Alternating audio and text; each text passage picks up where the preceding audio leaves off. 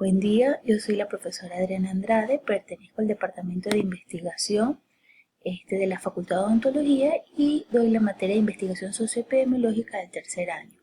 El día de hoy vamos a estudiar la unidad 2, que se trata de la clasificación de los estudios epidemiológicos, tipos y diseños de investigación en salud. El contenido que vamos a contemplar son conocer los conceptos fundamentales de investigación epidemiológica, la clasificación de los estudios epidemiológicos y los tipos y diseños de investigación en salud. La clase anterior les pedí leer este artículo titulado Modelos alternativos para el análisis epidemiológico de la obesidad como problema de salud pública. Para una vez estudiar los diferentes tipos de investigación, pues poder establecer una discusión apropiada acerca de las opiniones que ustedes tienen con este artículo que pudieron revisar. Esta es la imagen del artículo suministrado para poderlo discutir al finalizar la clase. Ok, muy bien. Iniciemos entonces con los tipos y diseños de investigación en salud.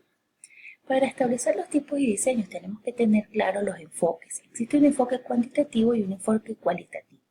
Hablemos entonces del enfoque cuantitativo. Este enfoque establece teorías y preguntas iniciales de investigación, de las cuales se derivan hipótesis. Ellos van a medir variables en un contexto determinado y van a corroborar las hipótesis. Es un modelo reduccionista, utilizan medición numérica, conteo y estadística, así como también encuestas, experimentación, patrones y recolección de datos. Para que se dé este proceso de investigación cuantitativa debe surgir una idea. Esta idea de investigación se transforma pues en preguntas de investigación que nos surgen cuando estamos indagando acerca del tema que nos surge la inquietud.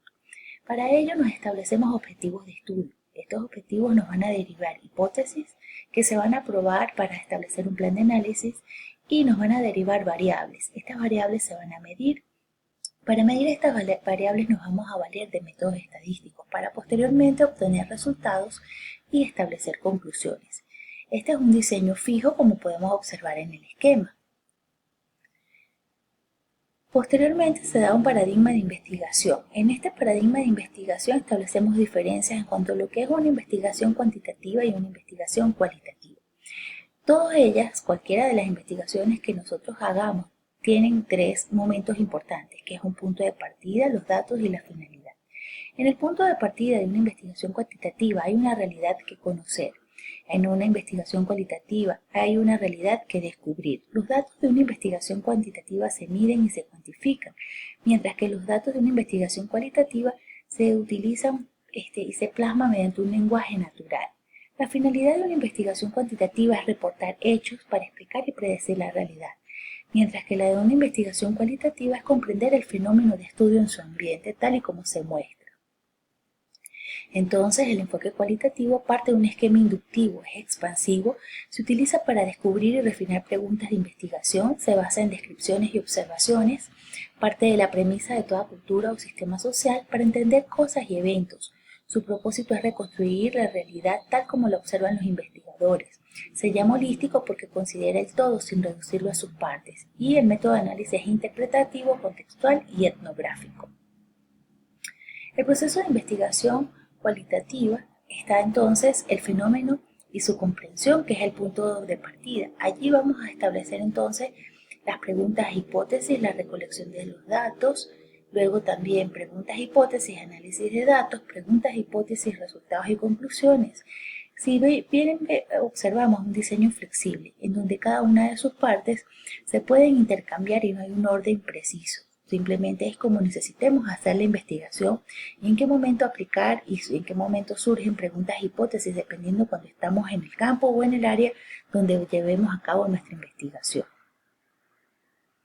Existen diferencias entre los paradigmas de investigación. La cuantitativa se centra en el paradigma positivista, en una realidad estática, tiene una medición penetrante y controlada, se dice que es más objetiva, es confirmatoria e inferencial, está orientada a los resultados y sí es generalizable, mientras que la cualitativa está centrada en un paradigma naturalista, tiene una realidad dinámica, la observación natural sin control, se piensa en muchas ocasiones que puede ser un poco subjetiva, se considera exploratoria y descriptiva, está orientada al proceso y no es generalizable. Las ventajas y desventajas de cada uno de estos enfoques es que la cualitativa, la subjetividad puede arrojar sesgos a la investigación, se da una comunicación horizontal, se limita a preguntar, tiene una fuerte validez interna pero débil externa, es decir, que sus resultados no se pueden generalizar a la población, no pueden usarse para resolver una amplia gama de problemas comunes en salud, mientras que la cuantitativa, la objetividad y el exagerado control inducen a situaciones completamente ideales que no existen en la realidad. Existe una comunicación vertical, se limita solamente a responder. Se dice que en muchos casos tiene una débil validez interna pero fuerte externa, ya que sus resultados son generalizables pero no particularizables. No puede usarse para resolver problemas morales o éticos en ciencias de la salud. La cualitativa utiliza una observación participante, una observación no participante, encuestas abiertas, las entrevistas estructuradas y no estructuradas, historias de vida, biografías, sociodramas, sesiones de grupo, narraciones, grabaciones, audio y video. Estos son los instrumentos de recolección de datos. Y en las investigaciones cuantitativas se da la observación no participante, encuestas cerradas, entrevistas estructuradas y instrumentos estandarizados como test, fichas clínicas, índices epidemiológicos y censos. Vamos a relacionar un poco la salud pública y la investigación epidemiológica. Se definen las condiciones de salud como los procesos de carácter biológico, psicológico y social que constituyen los niveles de salud en individuos o poblaciones. Para ello se reconocen dos métodos de análisis, que es el análisis colectivo y el individual. Se cruzan estas dos dimensiones, lo individual y lo colectivo, y surgen entonces tres tipos de investigaciones principales que caracterizan el campo de la salud, como es la biomédica, estudia las condiciones, los procesos, mecanismos y la salud de enfermedad, la clínica, que es la actividad preventiva, diagnóstica y terapéutica, y la investigación en salud pública, que es lo que vamos a abordar el día de hoy. La investigación en salud pública se divide entonces en investigación epidemiológica y también investigación en sistemas de salud. La investigación epidemiológica se nos subdivide a su vez en estudios experimentales y observacionales. Estos tipos de estudios observacionales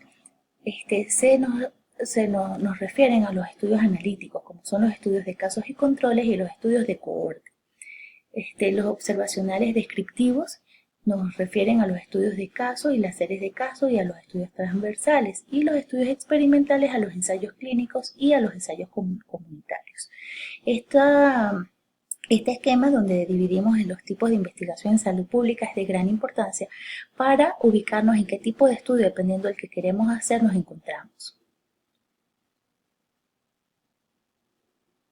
Los tipos y diseños cuantitativos en ciencias de la salud son los observacionales o no experimentales, como los descriptivos, reportes de casos, series de casos, y los transversales, los analíticos, que pueden ser retrospectivos, que son los casos y control, y los prospectivos, que son los de cohorte. Los experimentales están los ensayos clínicos y los ensayos comunitarios de intervención, que se llaman también cuasi experimentos.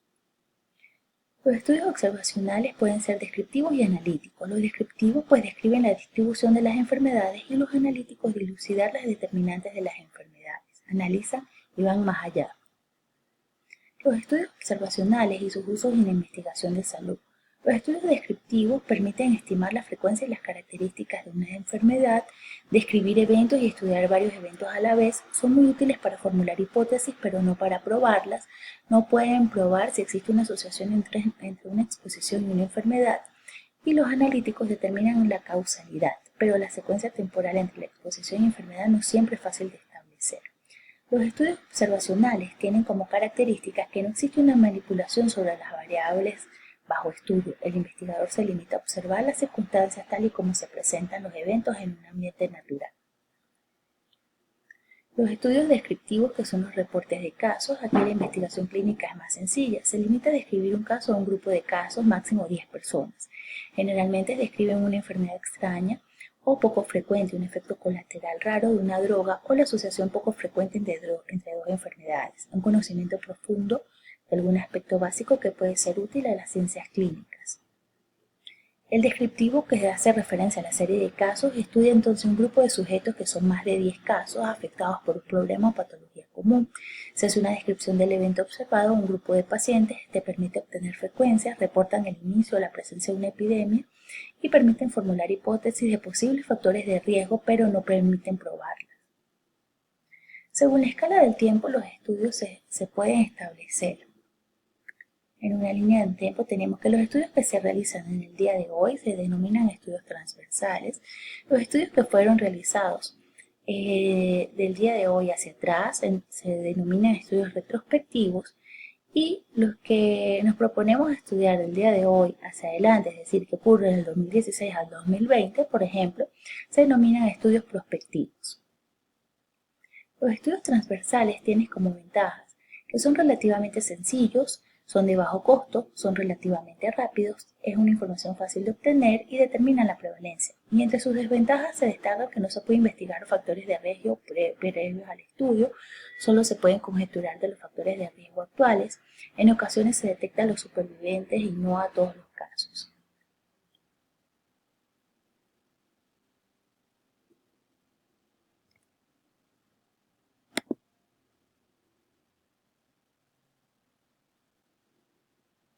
Aquí tenemos un esquema de los estudios analíticos retrospectivos, están los casos y los controles y en las líneas del tiempo. Los estudios retrospectivos tienen como ventajas que son apropiados para enfermedades raras, son relativamente rápidos, requieren menos dinero y tiempo, requieren de un menor número de sujetos y estudian simultáneamente varios factores de riesgo, no hay problemas éticos. Mientras que entre sus desventajas dicen que son poco útiles si la frecuencia de exposición al factor de riesgo es baja y si son propensos a sesgo.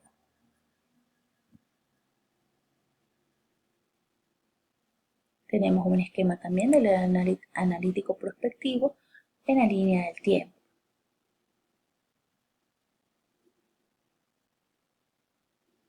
Los estudios prospectivos tienen como ventaja la estimación del efecto de la exposición que no está sesgada.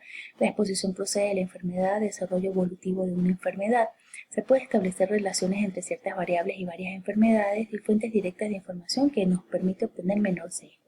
Entre las desventajas de los estudios prospectivos es que son muy costosos, requieren de consumidores de tiempo no adecuado en enfermedades raras porque ya estas requieren tamaños muestrales muy grandes.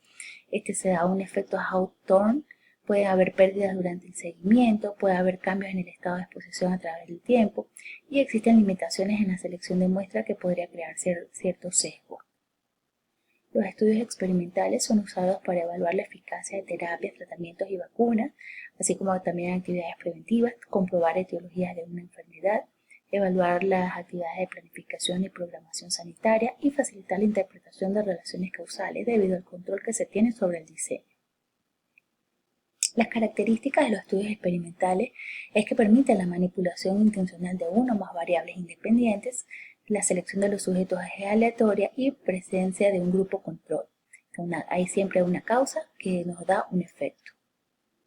Las ventajas es que tiene una asignación aleatoria, disminuye el riesgo de sesgo y facilita el enmascaramiento de los participantes y de sus evaluadores doble ciego.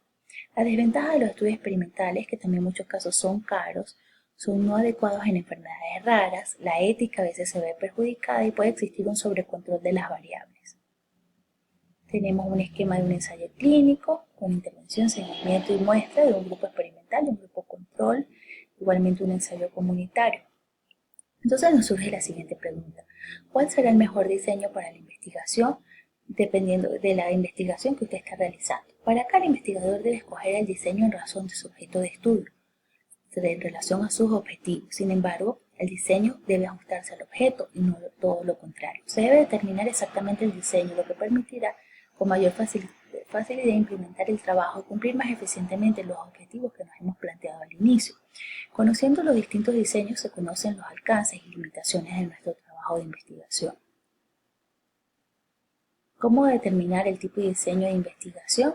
El investigador manipuló o no la exposición, manipuló sí o no, y aquí podemos ayudarnos con este esquema a analizar cuál es nuestro tipo y diseño de investigación.